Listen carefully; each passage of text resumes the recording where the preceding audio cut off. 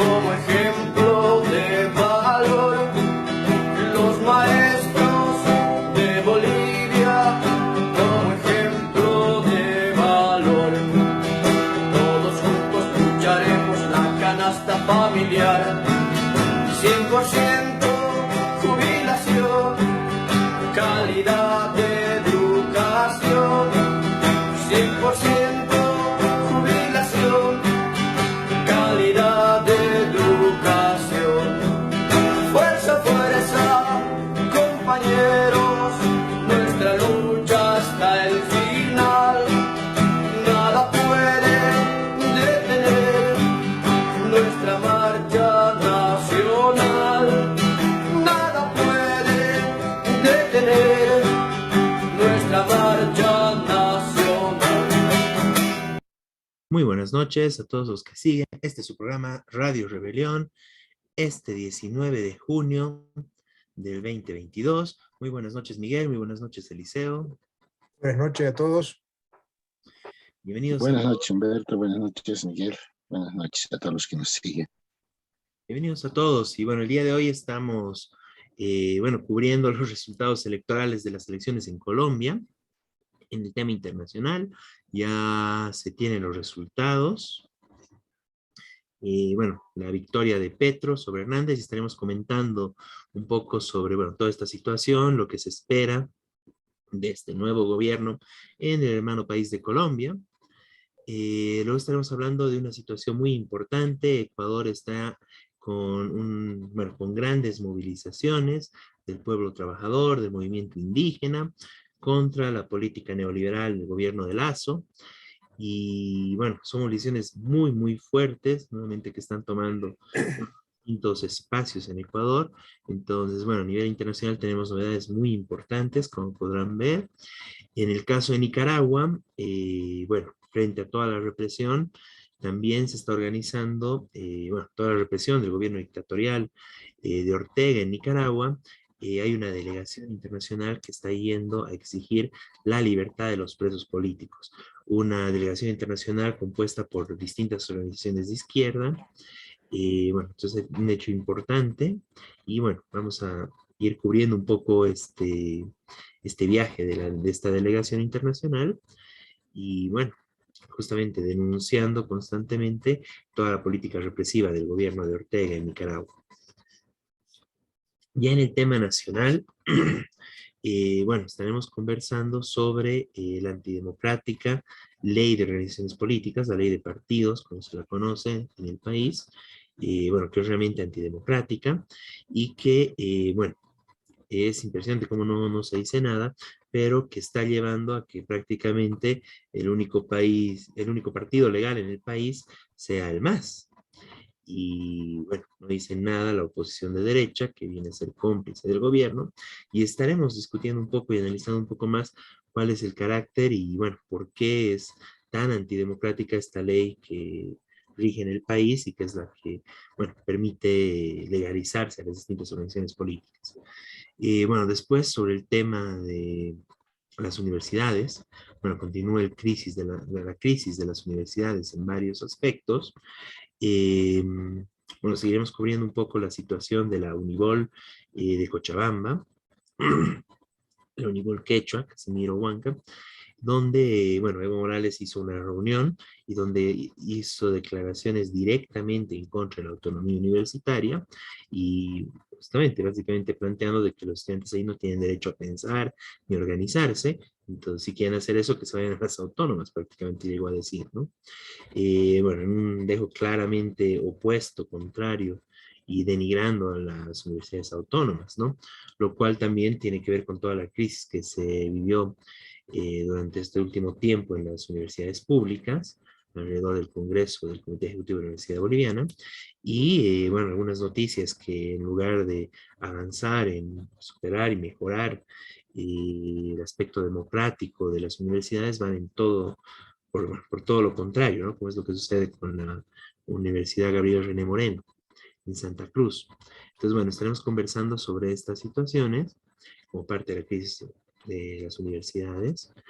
Y finalmente, una noticia que es muy importante y que nos alegra bastante, que es que la compañera María Eugenia Guerrero, que estuvo en lucha, que fue, bueno, arbitrariamente retirada de la Caja Nacional de Salud, cuando estaba como dirigente de la Central Obrera Departamental de Cochabamba. Bueno, finalmente, después de, bueno, bastante tiempo de lucha, reclamos, procesos judiciales, apelando, digamos, a las distintas instancias, al Ministerio de Trabajo, etcétera, finalmente logró su reincorporación y hoy en día está reincorporada en la Caja Nacional de Salud de Cochabamba, ¿no? Bueno, igual esto, estamos atentos a que pueda haber un nuevo atentado contra los derechos de la compañera, pero en general este es un hecho que, bueno, es una victoria de una compañera trabajadora que logra recuperar sus derechos. Entonces, es un hecho muy importante. Y bueno, tendremos una entrevista con la compañera para conversar sobre esta situación. Como un programa muy interesante. Y bueno, les damos la bienvenida a Radio Rebelión este 19 de junio del 2022. Bienvenidos a todos los que nos siguen en este su programa. Y bueno, nos vamos directamente al tema internacional. Eh, Me parece que podemos empezar con el tema de Colombia, Miguel. Sí, ¿De me acuerdo? parece. Muy bien. Entonces, bueno, ya se saben los resultados. Hoy era el día de elecciones en Colombia. Hubo bastante, bueno, de todo. Guerra sucia, bueno, bastante campaña, bastante incertidumbre. Por otro lado, también había bastante esperanza y se tiene bastante esperanza con los resultados y con las posibilidades de un gobierno que rompa la tradición derechista de Colombia, ¿no? Entonces, Miguel, ¿qué nos puedes comentar? ¿Cómo están los resultados de las Bueno, elecciones? en primer lugar, eh, triunfó este candidato Gustavo Petro con la vicepresidencia de Francia Márquez por una diferencia muy clara. En números, digamos, redondos, sacó 11.300.000 votos contra 10.500.000 de su oponente, de derecha, populista de derecha, le decían, Gustavo Hernández. Es el triunfo de Petro tiene otra característica, que hubo una relativamente baja abstención para lo que es Colombia habitualmente. Es decir, fue una votación récord. No sé si en la historia colombiana, pero al menos en las últimas elecciones, de lejos, 58% de los votos, perdón, 58% de los inscriptos votaron. Esto en Colombia nunca ocurre, digamos. Es decir, hubo 42% de abstención. Esto expresa algo que ahora vamos un poco a decir. Bueno, y el otro dato que tiene que ver también con esta alta votación es que los 11.300.000 votos de Petro dicen que son los mayores, la mayor votación en la historia por un presidente en Colombia, desde que nació Colombia, digamos así. Entonces, es un triunfo claro. Otro elemento que tiene que ver con esto, con la estadística electoral, aunque no hay cifra diferenciada por edad ni nada, pero sí las encuestas recientes indicaban que en los jóvenes de menos de 30 a 35 años, Petro tenía más del 60-65%. Es decir, que el fuerte estuvo de su votación, lo más condensado de su votación, estuvo en la juventud. Su votación total le da aproximadamente 51%, contra el 47 y algo de Hernández. El resto es voto nulo, ¿no? Voto blanco, mejor dicho. Bueno, este es el resultado. Ahora, ¿qué significa esto en Colombia. Primero es el primer gobierno que se dice de izquierda en los últimos, digamos, fácilmente 60, 70 años del gobierno de Gaitán en la década del 50. Y entonces un cambio importante. Ahora vamos a ver las limitaciones, ¿no es cierto? Desde la Unidad Internacional de Trabajadoras y Trabajadores, Cuarta Internacional, se hizo un llamado, junto con grupos colombianos de izquierda revolucionaria, a votar a Petro, pero críticamente. ¿Qué significa esto? Por un lado, acompañando la enorme expectativa popular que despertó Petro, y por otro lado, mostrando un programa que es de mucha limitación. Para dar un ejemplo, una de las cosas que hizo Petro con Francia Márquez, fueron a un notario y hicieron un acta diciendo que no iban a expropiar a nadie. ¿No? Es decir, que como gobierno no iban a tocar, digamos, ni a las transnacionales ni a las grandes empresas que están saqueando Colombia, ni a los terratenientes. Eso es lo que se comprometieron. Es decir, que de entrada, claro, la otra cara es que hacen promesas de mejorar la vida del pueblo, de solucionar, por ejemplo, Francia Márquez es una militante antirracista y feminista, entonces hizo mucha campaña en ese sentido. Ella es una afrocolombiana. Francia Márquez viene de ser, es abogada, pero casi toda su vida, bueno, trabajó incluso de empleada doméstica, fue minera, es decir, viene bien de abajo, ¿no es cierto?, y de luchas sociales. El caso de Petro fue exguerrillero del M-19 hace más de 30 años, ¿no? Y fue después alcalde de Bogotá. Bueno, como digo, este triunfo tiene mucho que ver, generó una gran expectativa popular y tiene mucho que ver con la rebelión popular del 2021, que casi lo tumba Duque, que impidió un aumento de impuestos al pueblo.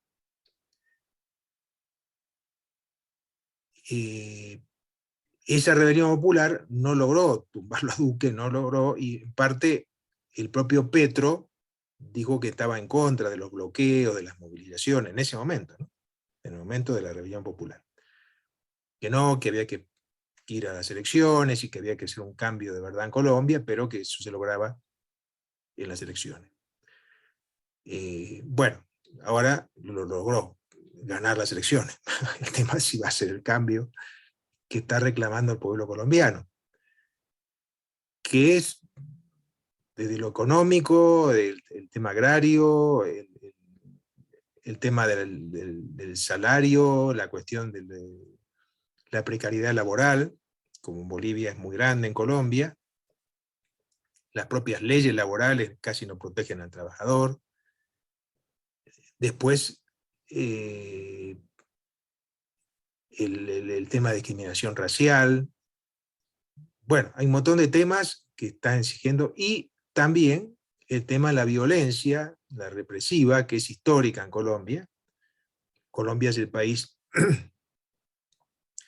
más violento de Latinoamérica históricamente, donde decenas de miles de personas fueron asesinadas, que tuvo una guerrilla muchos años, que también entró en decadencia, pero bueno, se firmó un tratado de paz. En fin, todo esto es lo que la gente quiere cambiar, ¿no es cierto? Entonces ahora veremos hasta dónde llega Petro, que como gobierno, como proyecto político, es muy similar al de Boric en Chile, al que encarna Lula en Brasil, que posiblemente gane las próximas elecciones, que es en octubre, y al de Castillo en Perú, ¿cierto? Es decir, que son gobiernos que suben con una expectativa popular.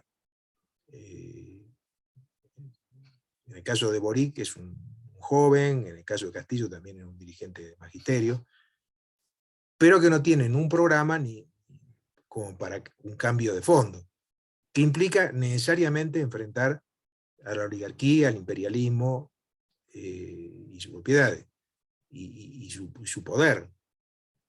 Entonces, en Colombia, el programa de Petro es mantener la economía más o menos como está, en manos de transnacionales y oligarcas. Si eso hace, como afirma, difícilmente logre muchos cambios a favor del pueblo. Entonces, un poco la consigna, digamos, que decía de la izquierda revolucionaria en Colombia y la Unidad Internacional de Trabajadoras y Trabajadores, fue votar por Petro, pero seguir la lucha, la organización y la lucha por los reclamos del 2021. Es decir, no bajar las banderas, y ahora exigírselo claro a Petro. Entonces, esa lucha continúa, ¿no es cierto? Y va a tener que, solamente con la movilización, se van a poder imponer los reclamos populares. Y en el caso de los jóvenes, que decía que votaron por Petro, también tienen reclamos desde la gratuidad de la enseñanza, la universidad pública, que está muy mal en Colombia, hasta trabajos regulares. Es decir, las demandas que tienen los jóvenes en la mayor parte de Latinoamérica, ¿no es cierto? Entonces, bueno, esto es, entonces, como en primer lugar es un triunfo para las organizaciones populares, porque apoyaron a Petro, y se abre, bueno, todo un abanico ahora de posibilidades, sobre todo de lucha, ¿no es cierto?, para lograr que eso sirva para continuar la movilización, porque en última, mientras no haya un gobierno de los de abajo, de los trabajadores, ese cambio de fondo no se puede hacer. Pero bueno, es la experiencia que tiene que tener la gente ahora que votó por Petro, ¿no? De cómo continuar esa lucha. Muy bien. No, es un tema muy importante de Colombia. Analizando, digamos, en términos generales, Chile y Colombia eran como los bastiones de la derecha dentro de Sudamérica, ¿no? Y en este caso, bueno, con esta elección, son dos espacios que la derecha los pierde, ¿no? En el caso de Chile, bueno, en ambos casos, ¿no? Es producto de grandes movilizaciones, estallidos sociales muy fuertes.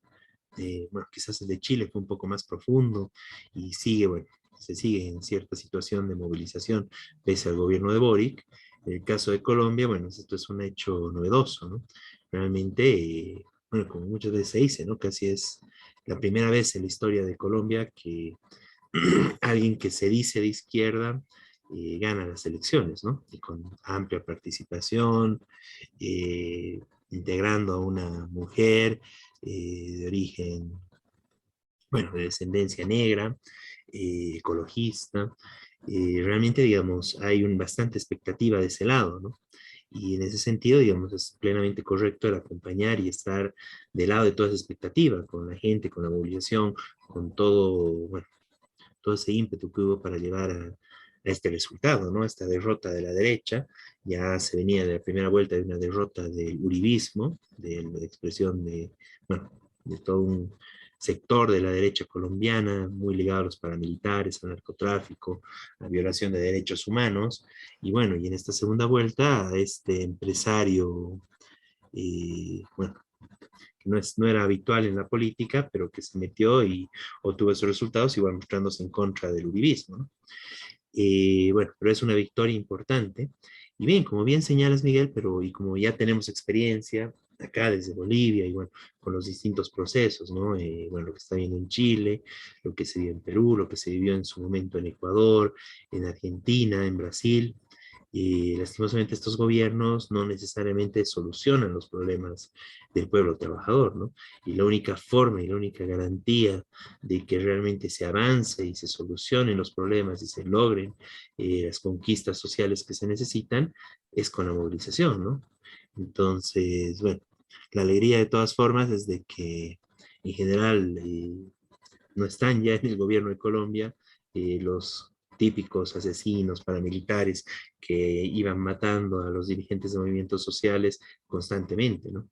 Ahora lo que corresponde es acompañar todo este proceso con lucha en las calles, con movilizaciones, no dejando suelto a Petro ni un momento, ¿no? Sino que acompañado desde la calle la exigencia y la lucha por todas las reivindicaciones populares, ¿no? Y bueno, esperemos que así sea. Y bueno, como lo esperamos en el caso de Chile, que en cierta forma, y bueno, siguen las movilizaciones, sigue la lucha, y en el caso de Colombia, con mayor razón, ¿no? Que está empezando este gobierno, están en toda la fiesta, digamos, en este momento del triunfo, de la victoria contra la derecha, y bueno, pero hay que prepararse para continuar la lucha, para continuar la movilización por las reivindicaciones del pueblo trabajador. La única garantía de que realmente estas se cumplan, ¿verdad? Bien, Eliseo.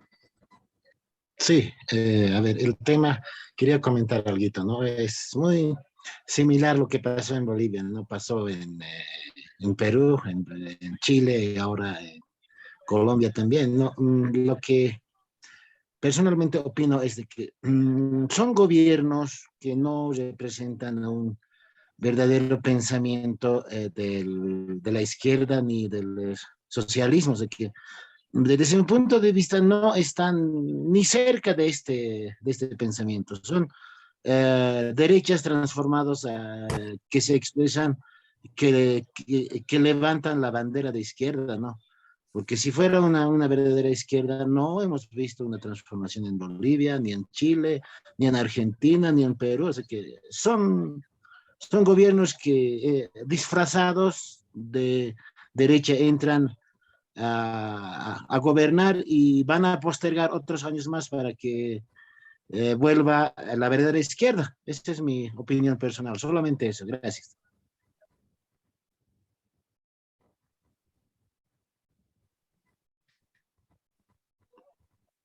Humberto, tu micrófono creo que está cerrado. Sí, Gracias.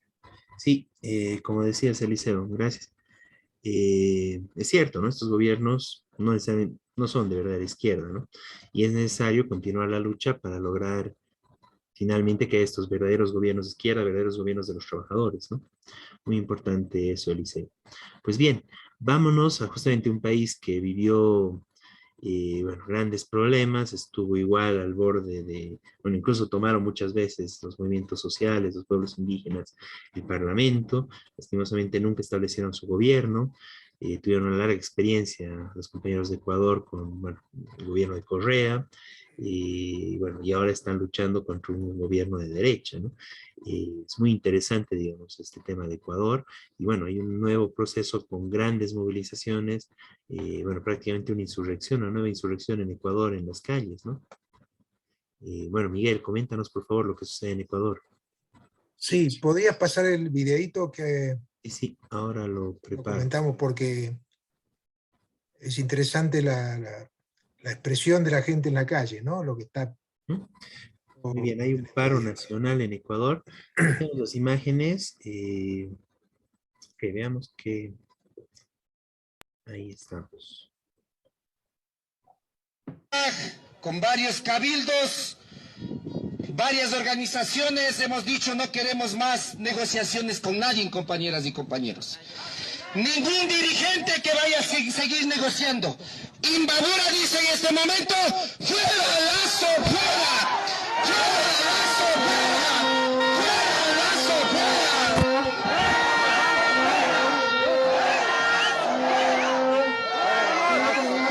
Compañeros, que esto llegue también a los dirigentes nacionales. Que no digan, seguimos con las 10 propuestas. Hemos dado 3 días, no han acatado nuestras soluciones, nuestros pedidos. Compañeras y compañeros, no hay ni un dirigente aquí. Aquí somos pueblo, todos necesitamos, y eso por eso. Compañeros, en este momento vamos a volver a territorio. Tranquilos, compañeras y compañeros. Escúchenme, compañeros. Tenemos que tener nuevas estrategias porque ahora ya hay solo una propuesta. Entonces vamos a volver a territorio con nuestros cabildos. Vamos a conversar, compañeros. Hoy tarde se hará una rueda de prensa con todos los compañeros dirigentes de las comunidades cabildos en donde estamos en territorio. Damos ya conocido que la única propuesta en este momento ya quedó fuera Lazo. Ya no hay ninguna propuesta. Va a tomar la palabra mi compañero presidente. Bien, ahí teníamos las Bueno. imágenes de lo que sucede. Bueno, el Ecuador también tuvo una gran rebelión popular en el año 2019, que estuvo a punto de echar a Lenín Moreno, que era el gobernante de ese momento, y que terminó en una negociación. ¿Por qué empezó esa rebelión? Por un aumento del precio de la gasolina. Ecuador es exportador de combustibles, entonces no había razón, decían los que estaban en ese momento, de que aumentara la gasolina. Y por supuesto un montón de otras demandas que tenían que ver con las necesidades populares, ¿no es cierto? En ese momento casi mejor dicho, no casi, entraron en Quito, tuvo que escaparse el presidente Lenín Moreno de Quito, y finalmente hubo una negociación y acordó bajar la gasolina. Bueno, pasó el tiempo, este año vino la pandemia, se profundizó la crisis económica, este año hubo elecciones, y el año pasado, estaba confundido, el 2021, se hizo,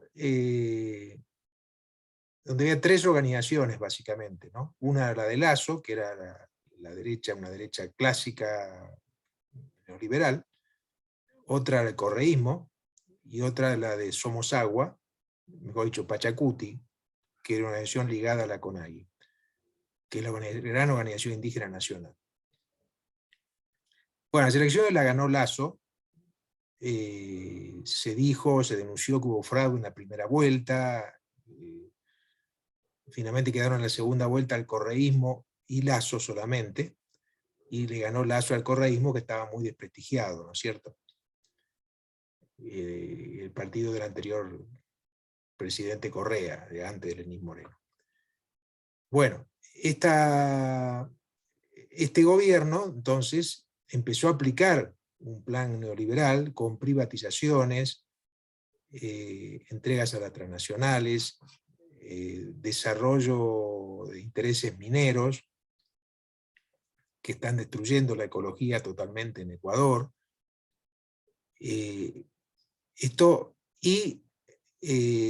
Una ley de flexibilización laboral, es decir, de quitar derechos laborales, y también últimamente empezó a hacer leyes represivas. Hizo una ley específica autorizando a las Fuerzas Armadas a un uso de la violencia.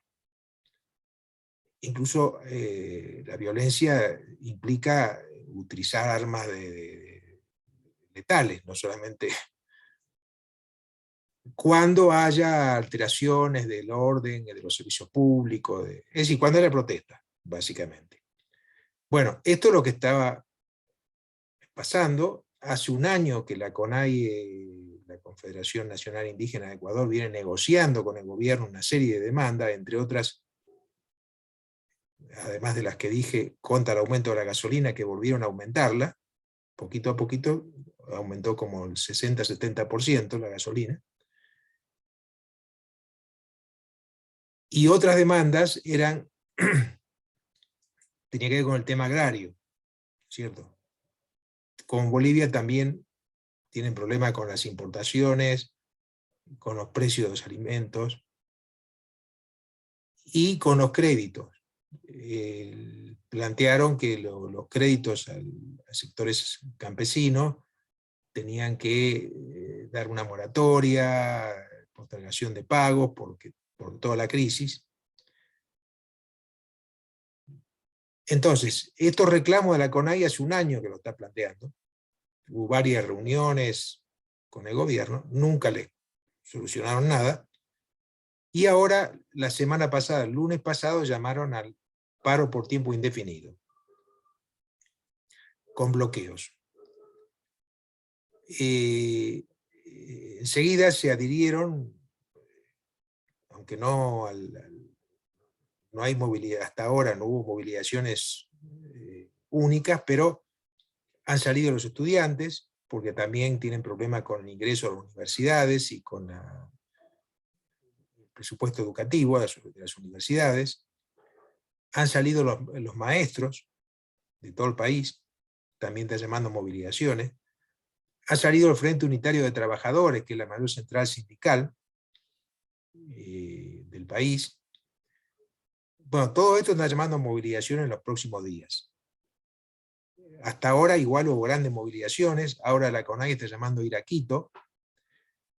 E hicieron una declaración muy importante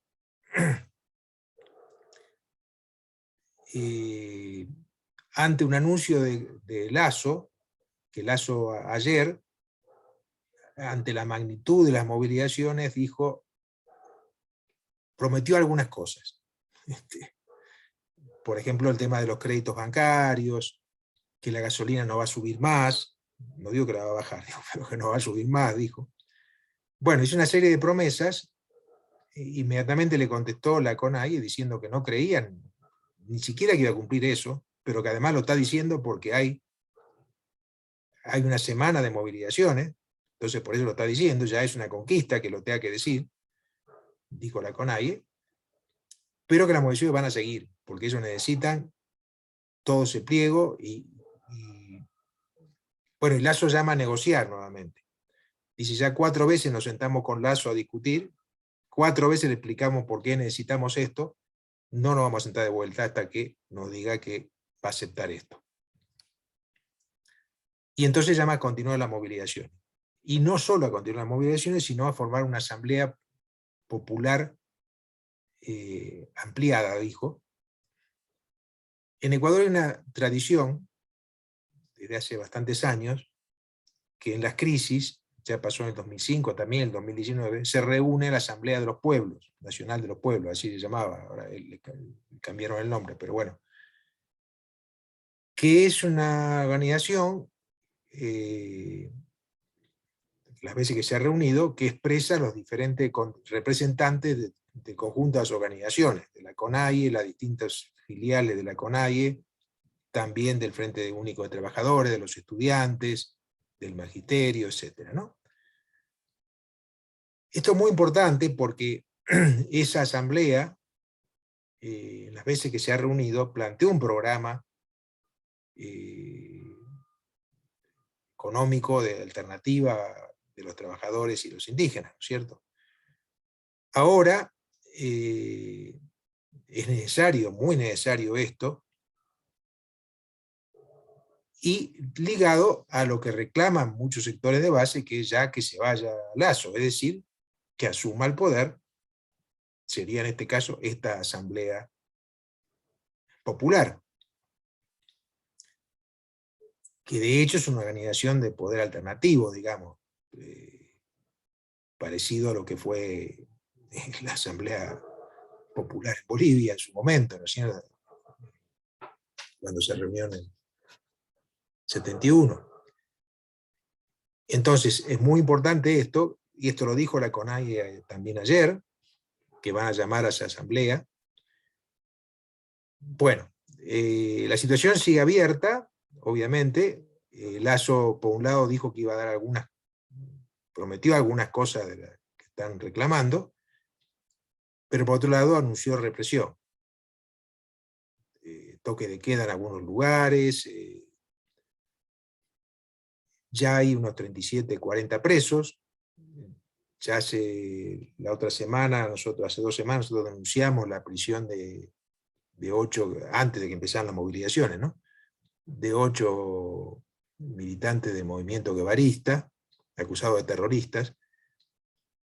Al propio Leónidas Sisa, que es el dirigente de la CONAIE, lo encarcelaron el primer día de la movilización, y le iniciaron un proceso también por alteración del orden y por movilizarse, va. No se puede hacer una movilización sin que haya alguna alteración del orden, digamos. Después lo soltaron, pero le sigue el proceso, y hay 37, 40 presos, de estudiantes, detenidos con acusaciones así hasta de terrorismo en algunos casos, como le hicieron a estos guevaristas. Bueno, esta es la situación, que está totalmente abierta. Veremos lo que pasa. Bueno, Lasso dijo que iba a defender la capital de los ataques de este movimiento. Por supuesto dijo que eran grupos minoritarios, que no, pero a la vez está diciendo que son fuertes, ¿no? Porque, bueno, esto es lo que está pasando, como digo, está totalmente abierto. Ahí por las redes sociales ha circulado en algunos casos que era toda una cuestión del correísmo. Evidentemente en una movilización popular de esta magnitud hay de todo, seguramente hay simpatizantes de Correa, pero el correísmo no planteó ni apoyo a la movilización. Es más, sus diputados votaron por esta ley represiva que mencioné hace un rato, que hizo Lasso, que es una ley que faculta la intervención militar ante hechos de terrorismo, de alteraciones en un país que no hay ni una guerrilla ni organizaciones terroristas. Hay sí mucha violencia, pero tiene que ver con el narcotráfico, con otras cosas.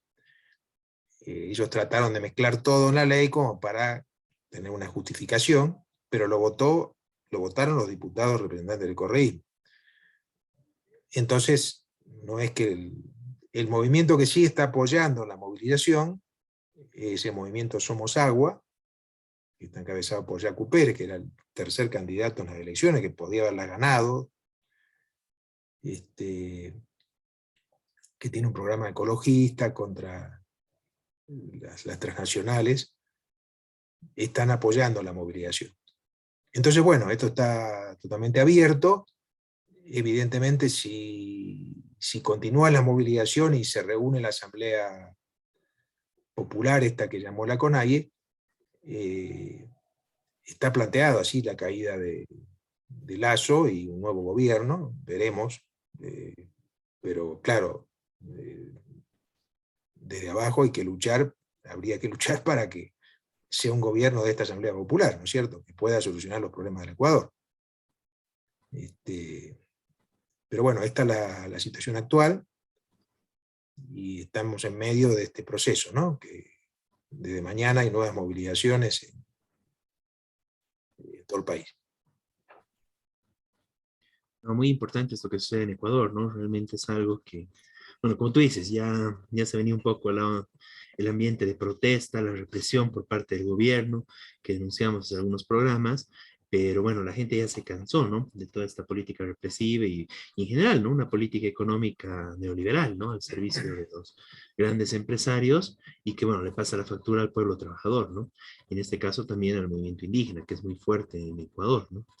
Y realmente es muy importante, ¿no? Lo que se está viviendo, nueva ola de movilizaciones, un paro nacional, desde el día de mañana vuelve con mucha fuerza, y el surgimiento de esta Asamblea Popular, ¿no?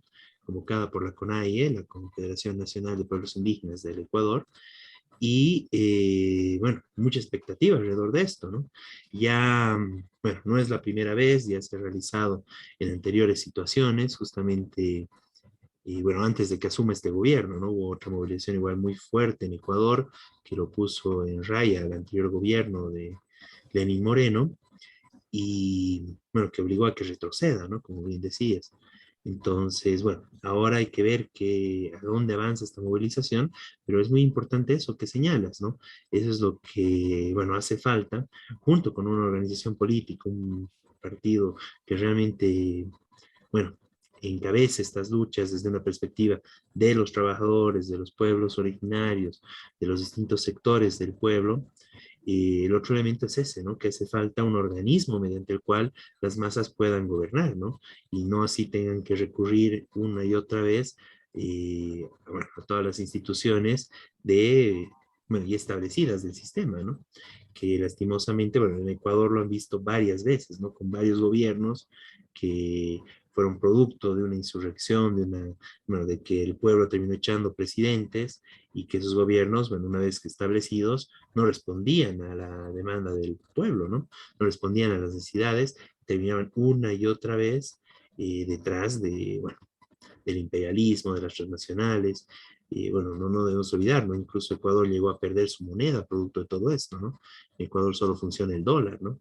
Que realmente es una situación muy grave bueno, que se viene agudizando en este país vecino y que, bueno, es necesario que se empiece a reflexionar, se empiece a discutir, se empiece a hacer, bueno, toda una cultura de la discusión y de la necesidad de que sean las organizaciones del pueblo trabajador, de los pueblos indígenas, de los distintos sectores populares, que se hagan cargo del poder, ¿no?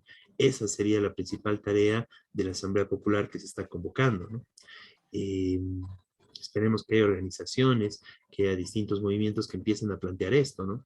Después de la larga experiencia y larga tradición de lucha del pueblo ecuatoriano, entonces de esa forma sería pues un gran avance que cae el lazo, cae el presidente neoliberal de Ecuador y asuma el gobierno y el poder en general, la Asamblea Popular, ¿no?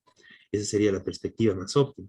De todas formas, digamos, hay que seguir la movilización, hay que ver hasta dónde van y que derroten, digamos, esta política del gobierno, ¿no? Bueno, un hecho muy importante esto de Ecuador. No sé si Eliseo quieres comentar algo sobre este tema.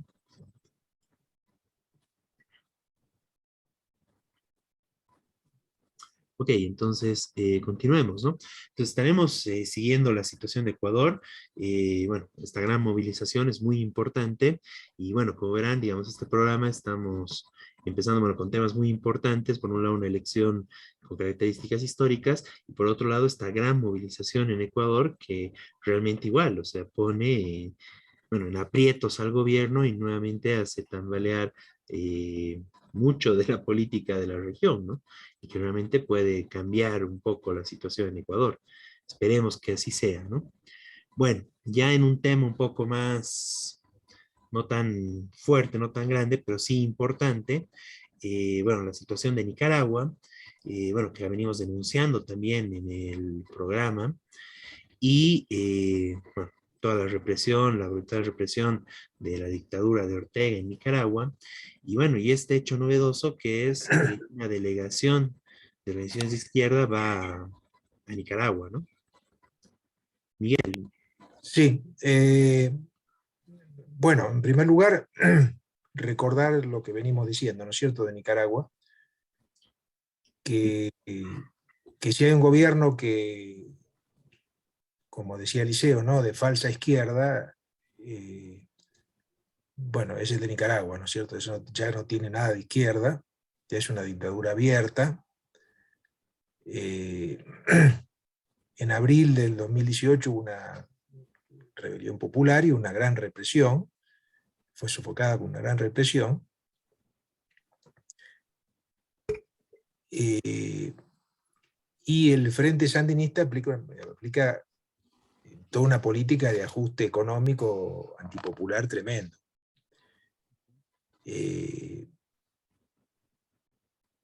Eso desde el 2018 se agudizó. Hubo asesinados por la represión, desaparecidos, hay miles de exiliados y también muchísimos presos políticos, entre ellos muchos que fueron dirigentes sandinistas, es decir, que estuvieron en la rebelión sandinista histórica del 79 o posteriormente fueron dirigentes. Entonces, ahora se está formando una delegación de organizaciones de izquierda, empezó por Argentina, ¿no es cierto?, con organizaciones de la izquierda argentina, de la verdadera izquierda, ¿no es cierto?, que van a ir a Nicaragua a reclamar, van a ir a viajar el 6 de julio. Esto es una delegación que fue a la embajada nicaragüense. El primero aquí, a la izquierda de la foto, es Juan Carlos Giordano, diputado de Izquierda Socialista. El segundo, que está al lado de él, es Nicolás del Caño, es también diputado del Partido de Trabajadores Socialistas. Y bueno, después hay compañeros del Movimiento Socialista de los Trabajadores, del Movimiento al Socialismo de Argentina, bueno, diferentes y organizaciones de derechos humanos. Todos, una delegación compuesta por Izquierda Socialista, de viajar Pablo Almeida, que es el que está a la derecha de la foto, no sé si se ve ahí en la... que va a viajar a Nicaragua para reclamar la libertad de los presos, y también contra el maltrato, porque son presos que están a veces torturados. Esto, como dije, va a ser el 6 de julio. Estaremos siguiendo en próximos programas el viaje de esta delegación, ¿no es cierto? Pero acá lo importante no es solamente el viaje, sino que continúa el movimiento de solidaridad internacional. También van a viajar, o están en ese movimiento, organizaciones de Costa Rica, de Panamá, sí, de centroamericanas, y de la propia Nicaragua.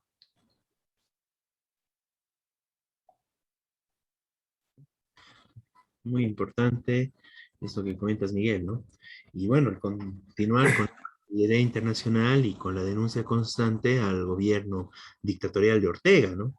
Que, bueno, trata de hacerse pasar por un gobierno de izquierda, etcétera, pero que en los hechos está aplicando los planes del Fondo Monetario Internacional, está depredando la naturaleza, persigue a los pueblos indígenas, y persigue a toda la disidencia, ¿no? Incluidos a sandinistas, bueno, de los que lucharon contra Somoza, ¿no? De los que echaron abajo la dictadura en los años 70, 80, y que, bueno, hasta ellos los metió a la cárcel, ¿no? Hasta los viejos referentes del sandinismo, incluso a quienes fueron camaradas, incluso a quienes lo sacaron de la cárcel, al mismo Ortega, ¿no? A quienes lo liberaron, ¿no? Entonces realmente, bueno, es importante esta denuncia y bueno, toda la solidaridad internacional, y en este caso es muy importante bueno, esta caravana internacional que irá a exigir a Nicaragua la libertad de los presos políticos, ¿no? De los luchadores que, bueno, por derechos humanos, por distintas reivindicaciones, hoy en día están presos en Nicaragua y están siendo, bueno, reprimidos en malas condiciones por un gobierno que, bueno, está plenamente al servicio de la iglesia, las grandes transnacionales, el imperialismo, y que no tiene ni de asomo algo de izquierda, ¿no? Bien, pues como decías, Miguel, entonces estaremos siguiendo, digamos, bueno, todo el avance de este tema, ¿no? Las siguientes semanas en este programa. Bien, entrando al tema nacional, bueno, aprovechamos un poco que en la coyuntura nacional sigue la pugna muy fuerte entre los distintos bandos del MAS, pero para hablar y denunciar un tema muy importante, ¿no? Lastimosamente en el país está establecida una ley de organizaciones políticas organizada básicamente para impedir que haya candidaturas alternativas, para impedir que haya y que los distintos sectores del pueblo trabajador, obreros, campesinos, pueblos indígenas, puedan legalizarse y puedan participar en elecciones. Realmente todo está organizado de tal forma de que sea muy, muy difícil lograr esto. casi imposible, y que solamente sea el MAS y los partidos afines, digamos, ¿no? Sus socios de una u otra forma, básicamente la oposición de derecha, que pueda presentarse a elecciones. Es importante hacer esta denuncia, y más aún en el marco de que por lo establecido en esta ley, la ley de Evo Morales, una ley que, bueno, empeora las condiciones de la anterior ley que estaba hecha por Hugo Banzer Suárez, un dictador. Bueno, Evo Morales hace una ley que es aún peor que la que dejó el ex dictador, ¿no? Banzer. Y bueno, realmente con la forma en que se establece es una serie de restricciones para impedir la participación electoral. Y vamos a ver un hecho que realmente debería estar alarmando y debería estar, bueno, generando discusión y debate de, bueno, de las distintas fuerzas políticas del país, ¿no? Pero que sin embargo está en una situación de bastante silencio, ¿no? Que no se establece y no se... Bueno, la oposición de derecha al final es funcionar al gobierno, ¿no? Pues bien, en la ley 1096 del 2018, la ley de organizaciones políticas, bueno, se establece una serie de restricciones antidemocráticas, justamente que lo hacen muy difícil la legalización de nuevos partidos políticos. Se establece, por ejemplo, en el artículo 13 de los requisitos para la constitución de partidos políticos y agrupaciones ciudadanas, bueno, lo que conocen muchas personas, que se necesita el 1.5% del padrón electoral biométrico para poder legalizarse, ¿no? Es algo, digamos, bastante alto, ¿no? Es uno de los requisitos más altos en el país. Pero además de esto, en el artículo 14 señala que, bueno, como requisito y como uno de los reglamentos establecidos, además del registro de los militantes, de este 1.5%, que bueno, todas las organizaciones políticas, tanto partidos como agrupaciones, deben proceder a la actualización del registro de la militancia. Esto está establecido en el artículo 14, ¿no? La cual deberá ser realizada por los partidos políticos y las agrupaciones ciudadanas al menos una vez por cada periodo constitucional y hasta un año después de las elecciones subnacionales, según el reglamento del Tribunal Supremo Electoral. Entonces, hasta este momento, se ya pasó más de un año de las elecciones subnacionales, pues todos los partidos ya deberían haber actualizado su 1.5% del registro de militantes, ¿no? O sea, un registro que es bastante alto. Sin embargo, no hemos visto eso y no hemos visto a las distintas organizaciones moverse. El único que hemos conocido, digamos, a nivel nacional que estaba haciendo este tipo de registro era el MAS. Todas las demás organizaciones están tranquilas, están viendo cómo legalizarse algunas, etcétera, ¿no? Y en el artículo 58 de esta misma ley, la cancelación de la personería jurídica, además de los elementos establecidos, como es que se cancela una personería jurídica, pierde la legalidad un partido político, si es que no ha obtenido, el inciso B dice no haber obtenido al menos el 3% del total de votos válidos en la última elección a la que concurrieron. Algo que es antidemocrático, es ya conocido desde hace muchos años en el país. Luego está el elemento de no concurrir de manera consecutiva a 2 elecciones según su alcance como organización política, ¿no? Pero además de eso, en el inciso I señala como causal de cancelación la reincidencia en la no actualización del registro de militantes establecido en esta ley. Es decir, que si no actualizan el registro de militantes, los distintos partidos también están sujetos a perder su personería jurídica. Entonces, esto es bastante grave, ¿no? Porque básicamente con la forma en que está establecida la ley, con la forma en que está establecido además el proceder y el funcionamiento del Tribunal Supremo Electoral, se está avanzando una situación donde prácticamente el único partido legal en el país va a ser el MAS. Y es sorprendente que no digan nada de esto, de este tipo de arbitrariedades, la oposición de derecha, ¿no? Que está más ocupada y bueno, ya hizo escándalos en su momento con cosas falaces y con mentiras, como el tema de las circunscripciones, que la circunscripción indígena, que las circunscripciones rurales, que el contra la ciudad. Ahí se hicieron escándalo, pero esto no dice nada. Y claro, porque ellos estaban acostumbrados a hacer esto mismo durante muchos años. En general, la derecha, el MNR, bueno, todos los partidos neoliberales, en su momento ADN, MIR, etcétera, estaban acostumbrados a ellos tener el monopolio de la participación política, al punto de que no permitían legalizarse a ningún otro partido. Es tan tal el caso de que el MAS no pudo sacar su sigla legalmente hasta estar legal, hasta estar en el poder, hasta estar en el gobierno, ¿no? Y lo que hicieron para poder presentarse a elecciones fue comprar otra sigla, ¿no? Una sigla que sí era legal, pero que no tenía militancia, que no tenía estructura, ¿no? Que no tenía un verdadero partido detrás de ello. Bueno, pasa lo mismo, y bueno, pasó algo parecido en su momento cuando Felipe Quispe, el Maicu, fue a elecciones, solo le dieron la personería, como después incluso el mismo Evo Morales denunció, porque amenazaron el movimiento campesino, el movimiento indígena, con movilizarse, ¿no? E incluso hacer bloqueo de caminos si no se les daba la sigla. Bueno, todo esto de forma bastante que muestra los antecedentes de esta situación. Pero la situación en la que está actualmente el país es igual de grave, ¿no? El principal partido tiene su sigla, es el MAS, pero el segundo en las elecciones, que fue Carlos Mesa en las elecciones nacionales, no tiene sigla, no tiene partido legalmente establecido, tiene una sigla prestada, que es la del FRI, ¿no? Bueno, algo que hace muy gracioso que la principal oposición de derecha al MAS, su sigla sea Frente Revolucionario de Izquierda, ¿no? Bueno, obviamente no lo usaron la sigla y fueron con el tema de comunidad ciudadana, con la alianza, pero es grave y es un elemento muy interesante para ver qué tan mal y qué tan frágil y qué tan antidemocrática es esta ley, que el segundo en la votación no tiene una sigla propia. Y pasa lo mismo con el tercero, creemos, de Camacho.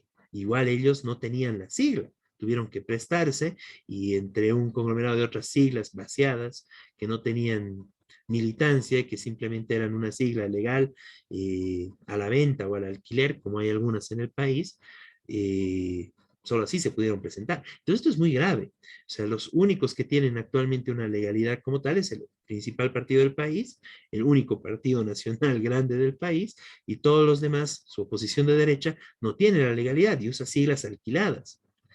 Ni pensar que si los grandes empresarios que están alrededor de Camacho, alrededor de Carlos Mesa, intereses incluso transnacionales, si ni ellos sacan su sigla y solo se dedican a siglas de alquiler y de esa forma se presentan elecciones, pues es mucho más difícil desde una perspectiva del pueblo trabajador, ¿no? Organizaciones campesinas, organizaciones indígenas, organizaciones de trabajadores, organizaciones de la juventud, de las mujeres, que quieran presentarse a elecciones, pues es muy difícil, es muy restrictivo. Realmente lo que han hecho con esta ley y con la forma en que la establece y lo regula el Tribunal Supremo Electoral es para impedir la participación electoral de nuevos actores, de nuevos sectores, y todo está hecho para mantener ese monopolio político de unas cuantas siglas, en este caso del MAS y de su oposición de derecha, que en muchos casos simplemente funciona gracias a siglas de alquiler, siglas prestadas, como las que hay y las que siguen existiendo en el país, y que dejan existir, y el Tribunal Supremo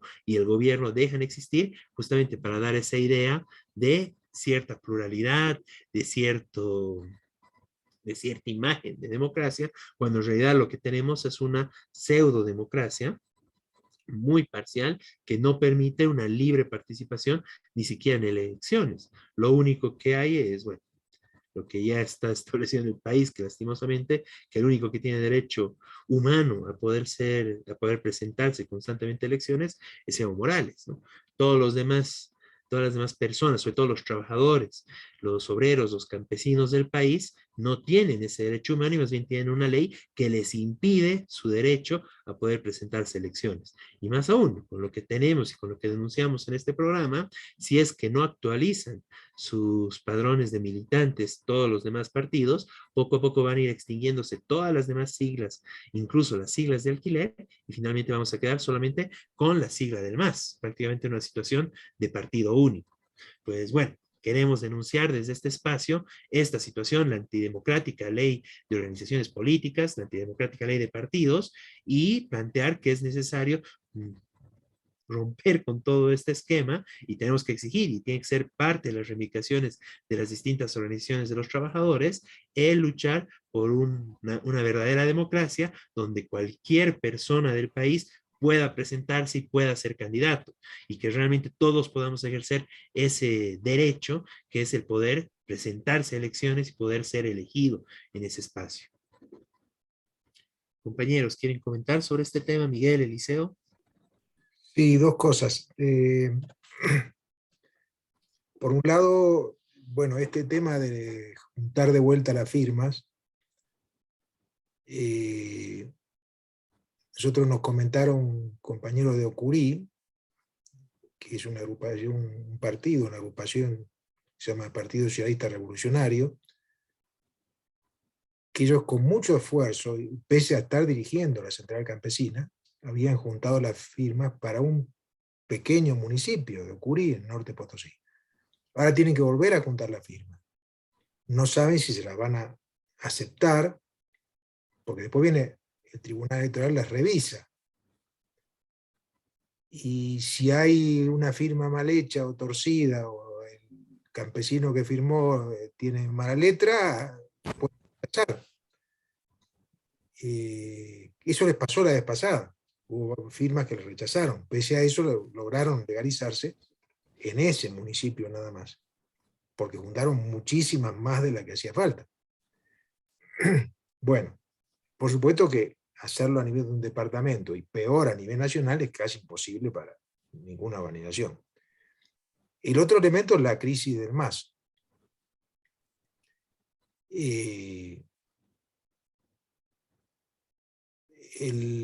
Hubo distintas denuncias a Choquehuanca, de parte de LOSA y de parte de otros del sector de Evo, diciendo que quería hacer un partido propio, una organización política propia para presentarse. Bueno, en realidad no dijeron, no lo concretaron esto cuál sería, pero hace ya 2 meses apareció el Partido Socialista 1, que es un partido histórico, pero que ahora nadie conoce qué son, cuáles son sus dirigentes, diciendo que ellos iban a legalizar. ¿Qué significa esto? Que se iban a legalizar y que su candidato iba a ser Luis Arce, presidente. Y que a lo mejor hacían unidad con el MAS. Esto lo dijeron públicamente. ¿Qué significa esto? Que están aspirando a que hagan como hicieron con otras organizaciones, por ejemplo con Pambol, que es simplemente que truchan la firma, es decir, anotan 100.000 personas del padrón, o 120.000 personas del padrón, alguien trucha la firma y el Tribunal Electoral simplemente la acepta. Es decir, parece un chiste, digamos, ¿no? Que un partido que no existe, que nadie lo conoce, que no juntó firma en ningún lado, como ahora quiere hacer el PS1, y como hizo Pambol, se conviertan en partidos legales. De la noche a la mañana, mientras que no se puede hacer un partido legal con organizaciones, como se intentó en su momento con el Partido de Trabajadores, porque los límites son infranqueables, salvo que tenga esa complicidad fraudulenta del Tribunal Electoral. Ahora, con la crisis del MAS, obviamente, todos distintos sectores están pidiendo un congreso del MAS. Y está claro que el que domine el MAS va a designar al próximo presidente. Es decir, si no hay otro partido de oposición, digamos. Y entonces, ese congreso del MAS puede ser un congreso bastante conflictivo, digamos así. Porque nadie puede hacer otro partido, a menos que, como sugería el PS1, se inventen una sigla trucha, ¿no es cierto? Pero todo esto es totalmente antidemocrático, es decir, en vez de haber un proceso genuino donde cualquier sector, digamos, y mucho más los sectores de trabajadores, puedan tener su organización, su expresión política, esto es todo sujeto a negociaciones o trampas, digamos, vinculadas al Tribunal Electoral. No, y como decían, digamos, si hay alguna sigla de este tipo es con el aval del gobierno, ¿no? Sí, Eliseo. Sí, a ver, dos cosas, ¿no? Que se comentan, ¿no? A ver, el primero, que la ley electoral está hecho pues a la medida de los partidos grandes para que no crezcan, para que no surjan otros partidos contestatarios a estos partidos dominantes, ¿no? Y siempre ha sido así, tal vez hace años atrás, ¿no? Era un poco más flexible tal vez, pero ahora es más fuerte, no sé qué. No podemos necesariamente, tendríamos que estar los pequeños organizaciones, tendríamos que estar bien estructuradas a nivel nacional para cumplir este requisito, pero lamentablemente como queremos hacerlo y no se va a poder, ¿no? O sea que es tramposa como han dicho ustedes, ¿no? En el otro tema de la división del MAS, yo algunas veces pienso, ¿no? De que es una estrategia política para hacer crecer tal vez, ¿no? A algún candidato, ¿no? Y también, o sea, por un lado, se ve que esta división venía desde más antes, ¿no? O sea que no sé si creerles, en otras palabras, ¿no? Si es que existe verdaderamente, o es una estrategia política, ¿no? Pero, pero parece que se iba a venir desde antes de 2019 el descontento frente a un grupo que elitista que estaba manejando para ese entonces, ¿no? Y yo personalmente tengo mis dudas, ¿no? Gracias. Muy bien, Eliseo. No, sí, es muy cierto, ¿no? Realmente el tema es toda una maniobra para impedir eh, que se puedan legalizar distintos partidos, ¿no? Y sobre todo los partidos del pueblo trabajador, ¿no? Como dices, partidos contestatarios, ¿no? Eso está, justamente, la ley está hecha para impedir eso, ¿no? Y que realmente solo puedan ser los grandes partidos, los partidos de los grandes empresarios, o en este caso el MAS que ya llegó al gobierno, el que, bueno, mantenga esa situación, ¿no? Y mantenga ese monopolio de la representación política en el país, ¿no? Bien. Entonces, bueno, no nos cansamos de denunciar este tema, realmente es algo que, eso es lo que más vulnera la democracia en el país, el impedir que puedan participar políticamente la gran mayoría del país, o si quieren hacerlo, que lo hagan solamente a través de los partidos legalizados por este contubernio entre el MAS y su oposición de derecha, ¿no? Que es más que nada una complicidad con ellos. Bien, pasando a otro tema, sobre el tema de la crisis de las universidades, ¿no? Que, bueno, ya hemos hablado sobre esto en anteriores programas, y bueno, estábamos con el tema de la universidad, bueno, la Univol Quechua, Casimiro Huanca, que, bueno, los estudiantes estaban en una situación de movilización y, bueno, de rebelión en general contra lo que estaba pasando en su universidad, contra el retiro de algunos docentes y contra las arbitrariedades de las autoridades de la universidad que son puestas a dedo desde el Ministerio de Educación. Pues bueno, frente a eso, hay una persecución contra los estudiantes, contra varios de ellos, órdenes de aprehensión, que es pues algo gravísimo. O sea, además están atentando contra los derechos y los están judicializando esta protesta de los estudiantes y suspendieron las clases, ¿no? Adelantando las vacaciones, bueno, el descanso pedagógico que se podría señalar, lo adelantaron para impedir que sigan las movilizaciones y que los estudiantes se vean obligados a regresar a sus hogares, ¿no? Y que no puedan seguir en la lucha. Entonces, aprovechando eso, hicieron una reunión en esta universidad donde asistió, bueno, varios dirigentes del MAS, entre ellos Evo Morales. Y bueno, es importante ver bueno, brevemente un pequeño extracto de lo que dijo Evo Morales en esta reunión, ¿no? Donde, bueno, escuchémoslo. Sea totalmente esta universidad es estatal, pero sin autonomía. Y si algún estudiante quiere autonomía, que se vaya nomás, su derecho, San Simón, San Gabriel, UNSA, otro que... ¿Por qué además de eso, compañeras y compañeros, los dirigentes departamentales, regionales, delegados de SENAC, a ver... En esa parte, digamos, lo que decía Evo Morales era eso, ¿no?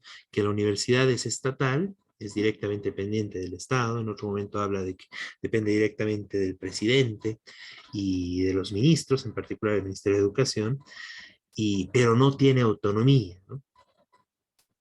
Entonces, si los estudiantes quieren autonomía, que se vayan a las otras universidades, ¿no? Entonces, realmente es una visión bueno, muy autoritaria y en contra de la movilización estudiantil. Pero además de esto, y bueno, en el largo discurso que va haciendo Evo Morales, con las vueltas que son características a él, va atacando en general la autonomía universitaria, ¿no? Incluso en este pequeño extracto que vimos, él dice en forma despectiva el tema de la autonomía, ¿no? Y señala, ¿no? Su preferencia por las universidades privadas en contra de las universidades del sistema universitario, ¿no? Con una visión realmente, y bueno, plenamente coincidente con todos los ataques neoliberales contra la autonomía universitaria y el sistema universitario de la Universidad Boliviana. Entonces, pero realmente la visión ahí de Evo Morales es eso, ¿no? O sea, estas universidades que, bueno, que se crearon como universidades indígenas del país, la Aymara, la Quechua y la Guaraní, en general, la visión que ellos tienen es eso, ¿no? O sea, una universidad donde los estudiantes entren y, bueno, no hagan nada más que estudiar, no pueden opinar, no pueden organizarse, no pueden reclamar, no pueden pensar libremente, tienen que ir y repetir lo que se les dice y punto, ¿no? Básicamente una utopía neoliberal, ¿no? O sea, lo que realmente piensan de las universidades, los grandes empresarios y lo que, bueno, que no haya ese carácter de universalidad en la universidad, ¿no? De discusión, debate de ideas, no, aquí lo que quieren es producción de tecnócratas, básicamente, ¿no? Entonces, bueno, esa es la visión de Evo Morales y obviamente rechazamos contundentemente desde acá y apoyamos la reivindicación y las luchas de los estudiantes de la Unibol, Casimiro Huanca, que justamente lo que plantean es otro tipo de universidad, ¿no? Donde realmente los estudiantes tengan derechos. Eso es lo que en esencia estaba diciendo que no tienen en estas universidades Evo Morales, ¿no? El empresario Evo Morales, ¿no? No olvidemos que a eso se dedica actualmente, ¿no? Es un empresario exportador, ¿no? Entonces, esa visión empresarial, bueno, la impone dentro de las universidades y plantea en general a todos los dirigentes del MAS y de otras organizaciones que así tienen que funcionar estas universidades, sin democracia, sin autonomía, sin derecho a disentir, sin derecho a pensar y opinar distinto a lo que dicen las autoridades y en general lo que dice el gobierno. Pues bien, ese es el criterio general que justamente ha venido dañando también el sistema de la Universidad Boliviana. Y bueno, producto de toda la crisis de la que hablamos, realmente es, bueno, todo ese proceso mediante el cual se les va quitando y se va destruyendo el derecho a la democracia universitaria, que se atenta contra la democracia universitaria y cuando los estudiantes quieren decidir, quieren organizarse, bueno, ahí tenemos lo que hacen, ¿no? Lo que los dirigentes antidemocráticos, incluso antiautonomistas, las autoridades, como lo que se vio en Potosí, ¿no? Donde en medio de una asamblea, instancia de mayor participación democrática en la universidad, atentaron con gases lacrimógenos, causando la muerte de varias compañeras, ¿no? Y decenas de heridos. Pues bueno, eso es lo que se vivía. Después de esto y producto del escándalo que significó la filtración de, bueno, de los antecedentes de los dirigentes universitarios, de Max Mendoza en particular y de otros, bueno, hubo bastante movimiento en la universidad a nivel nacional, sobre todo, digamos, a nivel de las autoridades, y realmente queremos denunciar lo que sucede en la Universidad Autónoma Gabriel René Moreno, ¿no? Que realmente está en un proceso de justamente destruir su autonomía. Bueno, ya hay antecedentes de antes, hubo movilizaciones estudiantiles justamente frente a las arbitrariedades, los fraudes electorales a los que estaban acostumbrados. Y bueno, lo que hacen ahora es limitar la presencia de los estudiantes a 8 años. Es decir, bajo la misma lógica de Evo Morales, ¿no? Ahí sí están tratando de ser algo similar con lo de Evo Morales. Es decir, que si un estudiante está más de 8 años en su carrera, pierde su derecho a ser estudiante universitario, pierde derecho a la educación, pierde derecho al constitucional que está establecido en la Constitución, a la educación superior, ¿no? Y esto es muy grave en el marco de que estas universidades, todas las universidades del sistema, son universidades públicas, son universidades populares. Uno de los principios que están a la par en el estatuto de la Universidad Boliviana y en cada uno de los estatutos de las distintas universidades es el carácter popular de la educación. Y esto tiene que ver justamente con que los estudiantes en muchos casos trabajan mientras estudian, bueno, tienen un sinfín de ocupaciones porque justamente es una universidad popular, no es una universidad privada, no es una universidad para empresarios o hijos de empresarios. Entonces, exigirle a un estudiante que en muchos casos trabaja, poco a poco va avanzando su carrera en el marco de las dificultades del trabajo, de las dificultades de la familia, etcétera, es realmente algo criminal, es realmente privarle de su derecho e impedir que realmente puedan seguir adelante y salir adelante sus estudiantes. Y algo más que no es nada casual y que tiene mucha relación con este tipo de abusos, o sea, si bien se ha hecho tanto escándalo de que Max Mendoza, digamos, ha sido un estudiante sin título que haya ejercido la presidencia del Comité Ejecutivo de la Universidad Boliviana y cargos de autoridades, lo que sucede es de que más allá de Max Mendoza hay otros Max Mendozas en el sistema universitario, tal vez con título, tal vez decanos, tal vez autoridades, tal vez docentes, que cometen y aprovechan y hacen lo mismo que hacía eh, Max Mendoza, ¿no? Mucho peor incluso. Y no es casual que en la misma Gabriel René Moreno, donde están impidiendo que los estudiantes puedan seguir sus carreras libremente y las autoridades son ahora quienes deciden cuánto tiempo tiene y puede estudiar un estudiante. No es casual que en esa misma universidad y pocos días después de esto hayan surgido denuncias muy graves, incluso hay unas denuncias de prácticamente de una violación grupal por parte de docentes, por parte de un decano y funcionarios de la universidad, bueno, que hace unos días, hace un par de semanas, se ha formalizado y bueno, ha empezado a circular en los distintos medios, ¿no?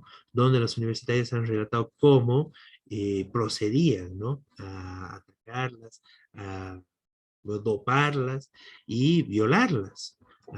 Bueno, varios estudiantes de la Gabriela René Moreno.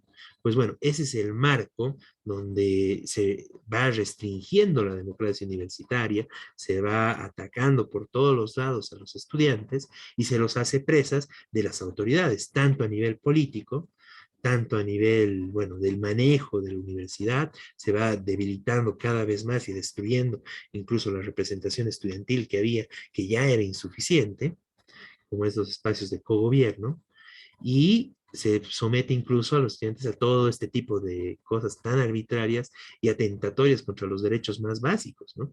No es nada casual que en la Gabriela René Moreno, donde están restringiendo y atacando cada vez más a los estudiantes, se dé en este caso de actos de violaciones, ¿no? De autoridades, de docentes, de funcionarios de la universidad contra las estudiantes. Entonces, esto es gravísimo y tiene, bueno, está estrechamente relacionado, tiene que ver justamente con la concentración de poder en manos de las autoridades, en manos de los, bueno, los grupos docentes más fuertes y que justamente son ellos los que cada vez están impidiendo más el libre ejercicio de la democracia universitaria y la libre organización y los principios universitarios como es el carácter popular de la educación, el carácter gratuito de la educación, que bueno, cada vez se reducen más. Ahora con este tema de la limitación de la permanencia estudiantil en la Gabriela René Moreno.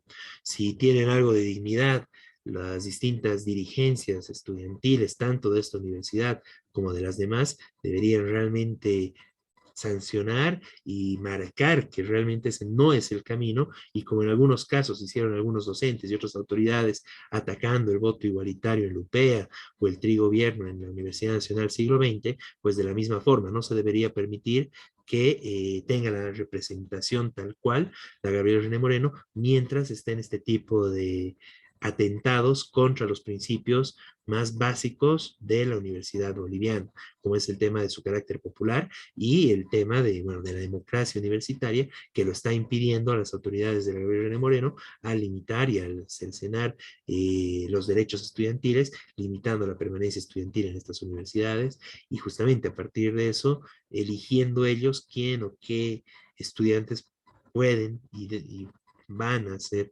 sus representantes en esas universidades. Realmente algo muy grave, y bueno, que denunciamos totalmente y que nos sumamos, digamos, a las denuncias y toda la solidaridad con las compañeras que hicieron su denuncia contra estas autoridades por estos casos de violencia sexual contra ellas. Bueno, esa es la situación de crisis de las universidades, es la situación de un Evo Morales, un empresario en contra de la autonomía universitaria, y como autoridades de una de las universidades del sistema también siguen esa misma política, que es la de ir en contra de los principios de la Universidad Boliviana y de la autonomía universitaria. Bien, ya en el último tema de este programa, tenemos una noticia muy buena. Lastimosamente no podemos tenerla, la compañera conectada, María Eugenia Guerrero, pero sí, digamos, tenemos bueno, la información respecto a esto, su reincorporación en la Caja Nacional de Salud en Cochabamba. Miguel, tú tienes una imagen de esto que envió la compañera Sí, y sí, sí.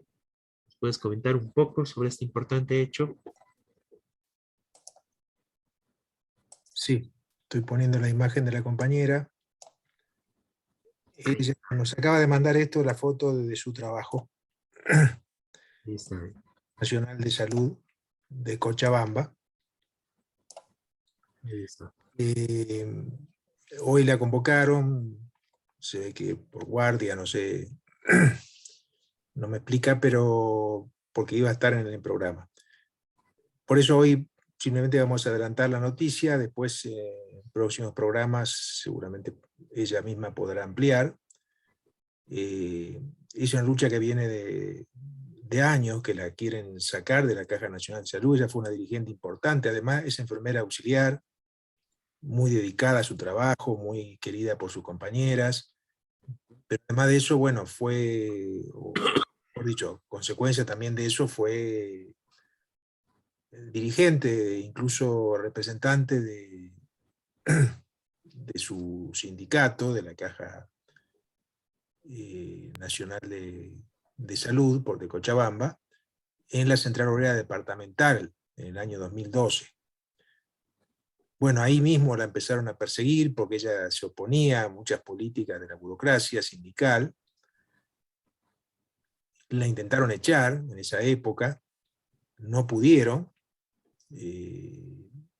Hubo una medida de lucha y todo que impidieron que la echaran.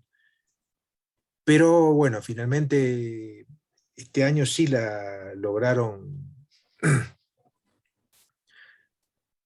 iniciaron un proceso y la echaron sin ningún fundamento, porque se basa en estas cosas, cuestiones de hace 10 años atrás, que ella supuestamente no se había presentado a trabajar, porque estaba en comisión, en la COD.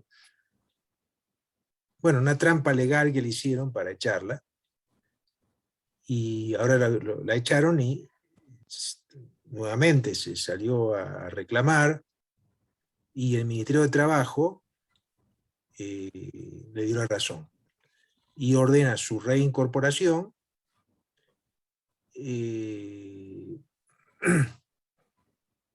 que le paguen los meses que no le pagaron. Bueno, esto todavía no se concretó, lo que le paguen los meses que no le pagaron, pero sí la reincorporaron, lo cual ya en sí es un triunfo. Como digo, ahora vamos a dejarlo aquí la información, pero queríamos tenerla porque la hemos tenido aquí en el programa hace ya meses, y hemos informado de esta lucha por la compañera. ahora está trabajando. Bueno, la foto es justamente de su trabajo, ¿no es cierto? Así que bueno, esto quería informar. Y bueno, esto para nosotros es un triunfo importante, más allá de cómo siga la historia. Ahora vamos a ver si quieren adoptar otro tipo de represalias contra ella, esperemos que no. Y bueno, por supuesto, seguramente va a tener el apoyo de su compañera de trabajo, ¿no es cierto? Lo importante es que ya está trabajando, digamos. Muy bien, sí es muy importante que se haya dado paso a la reincorporación, ¿no? Justamente un problema que tienen muchos compañeros a nivel nacional, trabajadores que pese a tener la orden de reincorporación, no se cumple, ¿no? O se cumple por un tiempo y luego de una u otra forma ven otros mecanismos para volver a vulnerar sus derechos, ¿no? Esperemos que este no sea el caso, es una victoria hasta el momento, que María Eugenia Guerrero esté de nuevo en el puesto de trabajo, pese a la persecución, pese a todos los problemas que hubo, y bueno, ya estaremos conversando con ella y esperemos que, bueno, ahí quede este tema y que realmente se cumplan sus derechos, ¿no? Y que no haya nuevos elementos legales, nuevas, no sé, maniobras que puedan hacer para tratar de vulnerar sus derechos, ¿no? Entonces, bueno, una gran victoria hasta acá y bueno, realmente, bueno, cerrar el programa con esta alegría de una compañera trabajadora, muy luchadora también, que se cumple en este caso sus derechos y está reincorporada en su puesto de trabajo. Bien, de esta forma concluimos esta edición de su programa Radio Rebelión del 19 de junio del 2022. Bueno, muy buenas noches Miguel, muy buenas noches Eliseo. Buenas noches a todos. Y los esperamos la siguiente semana en su programa Radio Rebelión con lo más importante de la coyuntura nacional e internacional desde la perspectiva de los trabajadores.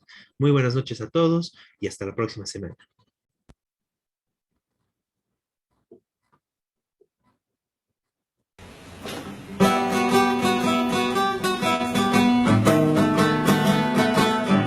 Desde oriente y occidente de los valles marchan ya los maestros de Bolivia como ejemplo de valor. Los maestros de Bolivia como ejemplo de valor. Todos juntos lucharemos la canasta familiar 100%.